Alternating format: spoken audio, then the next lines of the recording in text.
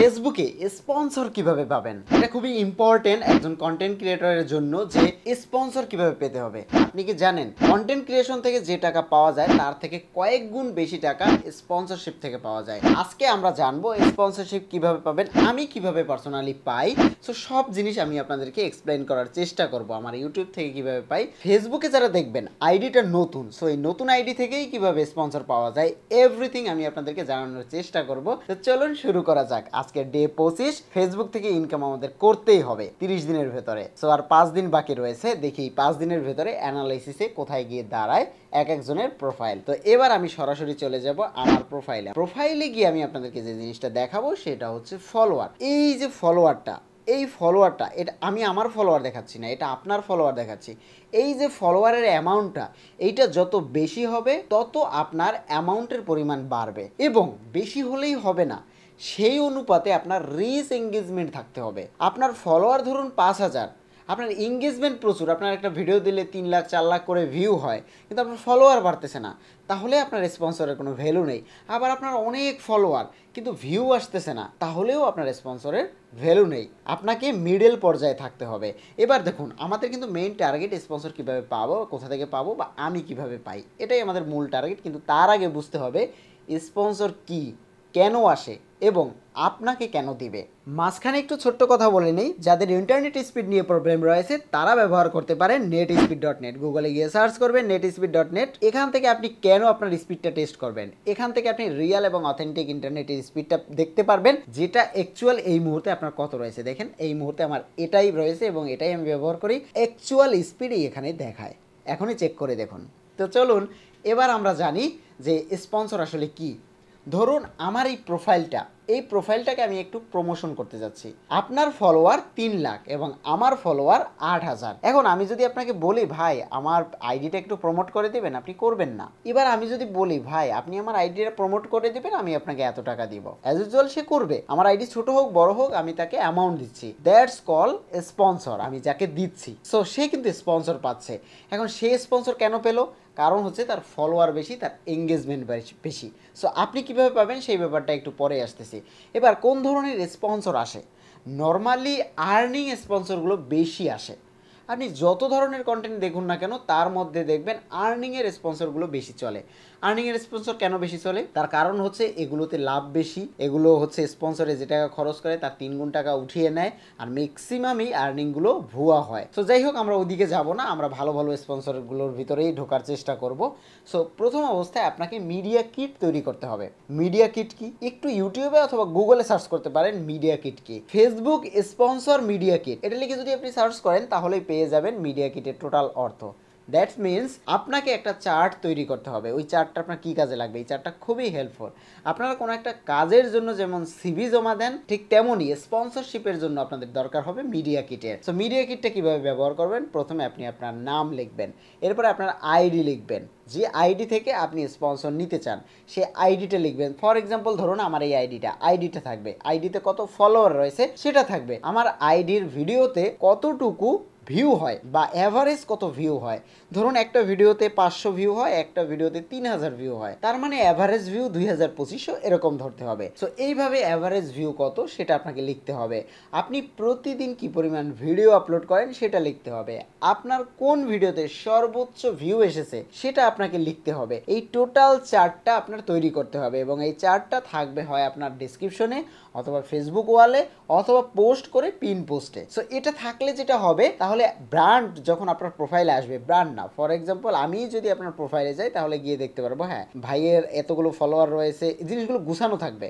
একটা ব্র্যান্ড যখন প্রমোশনে আসে তখন সে খুঁজে এই লোকটা যে এত ফলোয়ার, তার ভিডিও খুঁজে, তার ভিডিওতে কোনটায় ভিউ বেশি হয়েছে সেটা খুঁজে, এভরিথিং খুঁজে তারপরে আপনাকে মেসেজ দিয়ে কথা বলে। কিন্তু সেগুলো যদি আপনি গুছিয়ে দেন তাহলে স্পন্সর পাওয়ার চান্সটা আপনার কাছে বেড়ে যাবে। এবার সরাসরি আপনি চলে যাবেন ভিডিও সেকশনে গিয়ে এখান থেকে আপনার যতগুলো ভিডিও রয়েছে তার মধ্যে কোন কোন ভিডিওগুলোতে বেশি পরিমাণে রিচ এঙ্গেজমেন্ট এসেছে সেগুলোকে কপি করতে হবে লিঙ্ক সহকারে। এবার ওইগুলোকে একটা লিস্ট করে নোটপ্যাড হোক বা যে কোনো ভাবে আপনি সাজিয়ে রাখবেন। এবার কথা হচ্ছে স্পন্সর কিভাবে পাবেন। স্পন্সর পাওয়ার অনেকগুলো ওয়ে রয়েছে, তার মধ্যে একটি হচ্ছে আপনার সোশ্যাল মিডিয়া নাম্বারটা কোথায় পাবেন? সোশ্যাল মিডিয়া নাম্বারটা হচ্ছে আপনি আপনার প্রোফাইলে বায়োতে অথবা এই জায়গাটাতে যে কোনো একটা জায়গায় লিখে রাখবেন।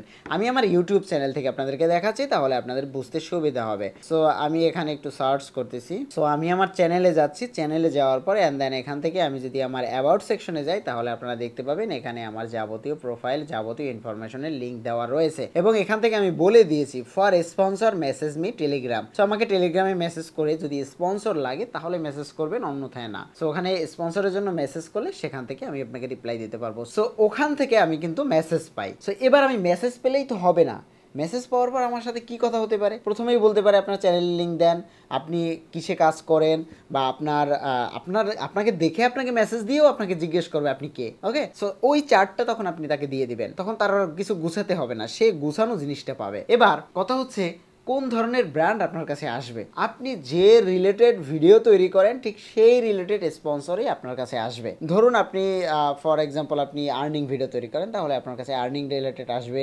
ধরুন আপনি কোনো ফানি ভিডিও তৈরি করেন, সেক্ষেত্রে আপনার কাছে বিভিন্ন ধরনের কোম্পানির স্পন্সর আসতে পারে। সেটা বাংলাদেশি ব্র্যান্ড হতে পারে, বাইরের ব্র্যান্ড হতে পারে, অথবা বিভিন্ন ধরনের ওয়েবসাইট রয়েছে, মার্কেটিং ওয়েবসাইট রয়েছে, ওই জিনিসগুলোর প্রমোশন আপনার কাছে আসতে পারে। এই জন্য আপনার মিনিমাম অ্যাটলিস্ট 10,000-এর মতো ফলোয়ার থাকতে হবে এবং প্রতিটা ভিডিওতে 2,000, 4,000, 5,000 করে ভিউ থাকতে হবে। এটা যদি থাকে তাহলে আপনি স্পন্সরের জন্য ইলিজেবল হবেন। ইলিজেবল বলতে আপনাকে অনেকে পছন্দ করবে, আপনাকে খুঁজবে, তো আপনার নিজেকে প্রমোট করতে হবে। ওকে, সো এরপরে দেখবেন স্পন্সর আসতেই আছে। দুটো স্পন্সর যখন করবেন তখন দেখবেন বাকি স্পন্সরগুলো আসবে। আর একটা বোনাস আইডিয়া আপনাদেরকে দিতেছি, সেটা হচ্ছে এই মুহূর্তে আপনারা যদি মনে করেন 10-15 হাজার ফলোয়ার বা 50,000 ফলোয়ার আছে, বাট আমি কোনো স্পন্সর পাচ্ছি না, এখন থেকে ছোট ছোট কিছু স্পন্সর তৈরি করার চেষ্টা করুন, যেগুলো তৈরি করলে আপনার ইনকাম হবে না, বাট ওগুলো পোর্টফোলিও হিসেবে তৈরি হবে। যখন কোনো ব্র্যান্ড মেসেজ দিবে তখন সেগুলোকে আপনি লিঙ্ক আকারে দিতে পারেন, আমি এগুলো প্রমোশন করেছি বা এই জিনিসগুলো আমি প্রমোট করেছি বা আমি এইভাবে প্রমোট করি। সো ওগুলো দেখলে তখন কোনো একটা বায়ার আপনাকে ইজিলি ট্রাস্ট করবে এবং আপনার কাছে সেই প্রমোশনটা পাঠাবে। সো সেটা হোক না অল্প কিছু টাকা। এবার কথা হচ্ছে মেইন পয়েন্ট, সেটা হচ্ছে বাজেট। ভাই আমার 50,000 ফলোয়ার, এই প্রশ্নটা আমি প্রচুর পাই যে আমার 50,000 ফলোয়ার, আমি কত টাকা একটা স্পন্সরে নিব? আমার 1 লাখ ফলোয়ার, আমি কত টাকা স্পন্সরে নিব? দেখুন, আমি আমার নিজের থেকে এক্সপিরিয়েন্স করে আপনাদেরকে বলতেছি, আমি আমার আইডি থেকে দেখাচ্ছি। আমার এই আইডিটা যখন 2021-22-এর দিকে, তখন আমি একটা স্পন্সর করতাম, তখন আমার সাবস্ক্রাইবার ছিল 10,000-এর মতো, 2021 কি 22-এর দিকে। সো তখন আমি একটা স্পন্সর করতাম 2,000 বা 1-1.5 হাজার এরকমে করতাম। সো আমার তখন সাবস্ক্রাইবার ওরকম 5-7 বা 10,000 এরকমই হবে। সো 1,500-2,000-এ করলে আমার কি হতো, আমার ওটা সিম্পল, এটা না করলেও হতো, কিন্তু আমি করতাম কেন? কারণ ওই ভিডিওগুলো কিন্তু দেখে আরও ব্র্যান্ড আমাকে মেসেজ করতো। এবার তারা তো জানতো না আমি কয় টাকায় করেছি, এটা তো আমার ভিতরে। এরপরে তখন ব্র্যান্ডের কাছে, যেহেতু আমি 1,000 টাকায় করেছি, ব্র্যান্ডের কাছে আমি 3,000 টাকা অ্যাপ্রোচ করতাম। 3,000 টাকা করলে অ্যাটলিস্ট 2,000 তো বলবে। এরপরে ওইটা করতাম। এরপরে যখন আমার 50,000-এর ফলোয়ার হয়, তখন আমি একটা বাজেট সেট করে দেই, সেটা হচ্ছে 10,000 টাকা একটা স্পন্সরের জন্য, একটা ডেডিকেটেড ভিডিওর জন্য। এরপরে 10,000 টাকায় আমি স্পন্সরগুলো পেতে থাকি, আর 10,000 টাকা এরকম। এবার এই 50,000 সাবস্ক্রাইবার থেকে যখন 1.5 লাখ 2 লাখ হয়ে যায়, তখনও আমার ওটার লিমিট 10 থেকে 20-এর ভিতরেই থাকে। সো ওটা এখন পর্যন্ত বাড়েনি। সো এটা হচ্ছে আমার 2 লাখে। এবং এই 2 লাখ সাবস্ক্রাইবারটি ইম্পর্টেন্ট না, কি পরিমাণ ভিউ হয় সেটা ইম্পর্টেন্ট। আমার বেশ 6 মাস আগে প্রতিটা ভিডিওতে 4 লাখ 5 লাখ করে ভিউ ছিল, এটা ইউটিউবে বলি।